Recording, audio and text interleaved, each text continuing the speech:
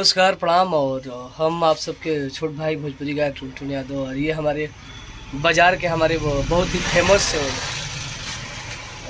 Saloon वाले भैया हैं, और इनका नाम है वो डब्लू ठाकुर जी, जो कि हमारे वो गांव के ही रहने वाले हैं और बहुत हमसे वो लगाव रखते हैं और हमारा गाना हर गाना को शेयर करते हैं।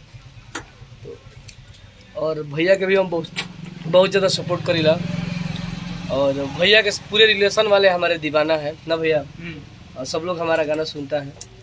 और भैया के सलेमपुर बाज़ार पे वो एगो सैलून बा, और सैलून बलुआ से थी आरा से वो सलेमपुर वाला रोड में बढ़िया।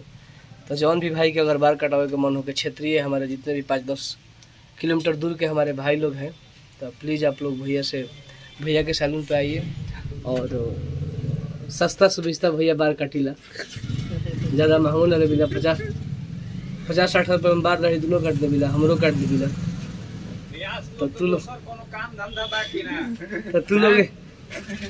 तू लोग यही को प्यार देते रहो। देखिए हमारे एगो मनोज बाबा है, जो कि हमारे वो 5 गाँवों के वो सबसे सुपर श्रृंगार दुकान इनका चलता है। और जितने भी हमारे वो गांव के वो आसपास का पार्टी फंक्शन लगता है तो इन्हीं के वो दुकान से लोग खरीद के लेके जाते हैं। तो हमारे मनोज बाबा हैं, और ये हमारे बबलू भैया है। बताओ कौन गाना हम गा दी?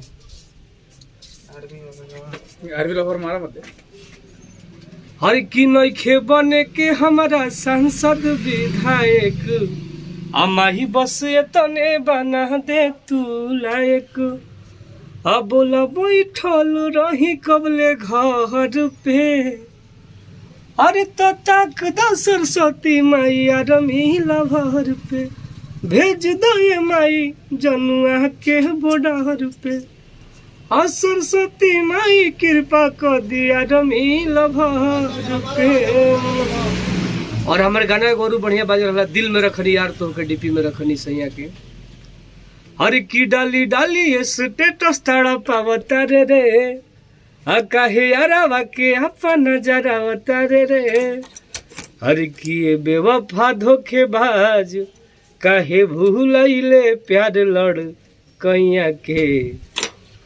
हर तो दिल में रखनी यार तो के डीपी में रखनी सैया के। तो ये गाना के बहुत ज़्यादा प्यार आशीर्वाद मिलल है। और अभी हमारा सिक्सर के 6 गोली छाती वाला गाना काफ़ी बाजता।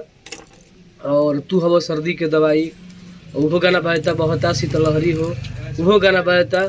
मुआदी मजनुआ धांस के वो गाना बाजता। तो तमाम गाना आप सब प्यार आशीर्वाद देते नहीं जा, और साथे साथे हमरों को दीजा। और हमारे वो क्षेत्रीय हमारे जितने भी नौजवान भाई हैं, आप लोग प्लीज़ डब्लू ठाकुर भैया भी आप सब बार बनवाई जा, और ढेर सारा प्यार आशीर्वाद भैया के दी जाए। और ये हमारे बगल में हमारे मनोज बाबा है, जकरा पाउडर क्रीम लेवे के बाद प्लीज़ आप सब मनोज बाबा के श्रृंगार दुकान पे आई जा और लेके जा लो, मस्ती कर लो, नहा धोवा लो।